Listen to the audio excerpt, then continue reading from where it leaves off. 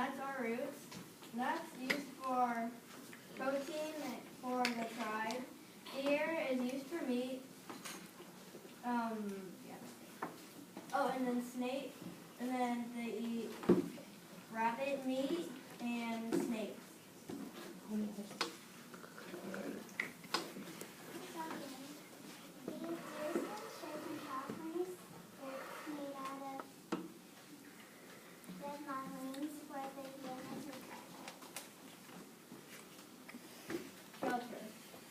They make teepees, and they are made out of bark, plants, and twigs.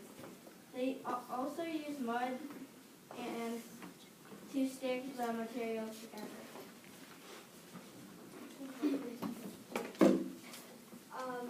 The Yoko's transportation was walking and riding. The Yokas didn't make cars, so what else would they use? And also, they had shells. They used shells for jewelry because they were kind of close to the coast.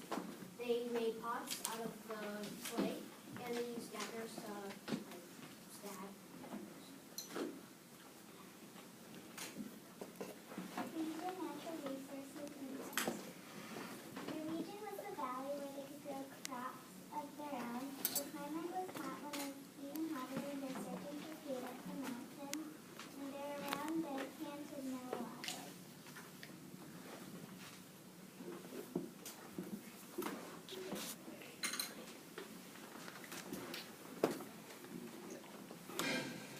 Once one of the largest Indian tribes in all of North America, right here in the Central Valley.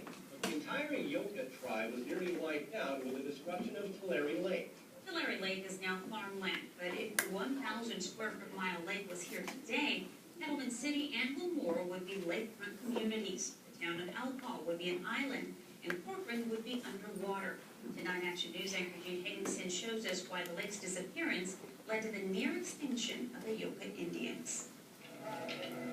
The Yoka people lived along the shores of Tulare Lake for at least 2,000 years. In their story of creation, they believe the mountains on each side of the lake, the Sierra, and the Coast Range were scooped from the mud of the lake bottom. Its waters were the source of all life, the abundant plants and wildlife they lived on. Rob Hansen is a professor at College of the Sequoias and an expert in the lake and its history. If you wanted to pick a group of Native Americans that had the highest density population, because there was so much reliable food from year to year that they didn't have to even go to war with one another. They lived in a naturally rich area. It was Central California. There were more Yokas in compact communities, villages, than in any other Native American group anywhere. The Yoka population around the lake in 1800 was estimated to be around 20,000 people. This educational film, made back in the 1960s, had Yokans reenact some of the customs of their ancestors. They used the reeds or tules that surrounded the lake for everything from baskets to houses to the canoes they used to travel the huge lake. For most of us, that's just really hard to imagine that there was a lake that was roughly 30 miles east and west, sitting out here in the middle of the valley. It was very, very huge but shallow. But in the 1850s, farmers descended on the fertile Central Valley, diverting its rivers, the Kern, the Kaweah, the Tule, and the Kings, to irrigate their crops. In 60 years, the shallow lake was gone. So were the Indians who stood in the way.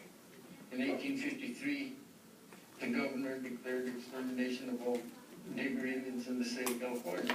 The first governor of California, Peter Burnett, did issue an order for the extermination of all Native Americans in the state. Over the years, the bounty on Indian scalps was raised from 25 cents each to $5 each. Indian men, women, and children were hunted down like animals in the valley and the foothills.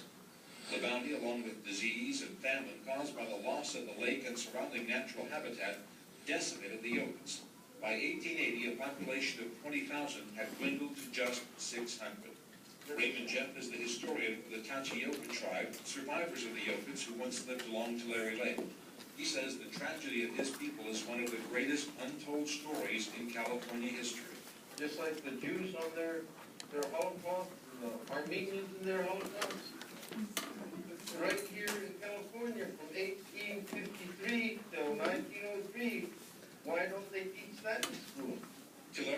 is now dry, home to some of the world's biggest cotton fields, subsidized and protected by the federal government with an elaborate multi-million-dollar flood control system aimed at keeping water out of the natural lake.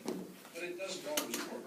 Glory Lake has never reappeared in its full size, although it's been pretty full on a few occasions. In the late 1930s, floodwaters forced the return of Tulare Lake. It lasted through the duration of World War II, long enough for pelicans to nest along the lake shore again. Floods in the early 80s revived the lake again and destroyed the cotton crop. To stop that from happening again, during the latest spring floods, the Army Corps of Engineers diverted heavy runoff that would have flowed into the lake bed north into the San Joaquin River, causing flooding and raising questions about the logic of keeping water out of the natural lake bed. I've never even seen the lake. All I did was read about it. Meantime, the Yoka population is on the rebound. In recent years, they've developed a casino, and greenhouses have given way to modern subdivisions. But the lake has lived on in their legends. The song sung in this nearly 50-year-old film is about the lake. They're telling the lake, you can do anything you want with me, but I'm right here. This is my home. In Kings County, Gene Higginson, ABC 30 Action News. Look, he could